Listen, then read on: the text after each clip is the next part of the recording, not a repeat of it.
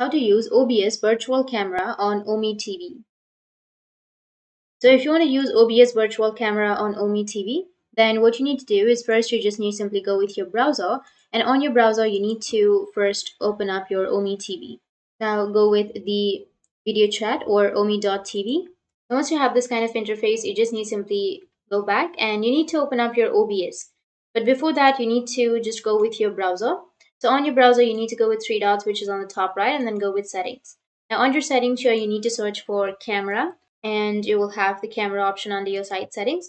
Click on it and then scroll down, and here you will have your camera. Click on that again, and here you need to go with the drop down and you need to select OBS Virtual Camera. Once you selected your OBS Virtual Camera, then you can just go back and you can use your Ome TV. So that's how you can use OBS Virtual Camera on Ome TV. And if you have any questions, feel free to comment below. Thanks for watching.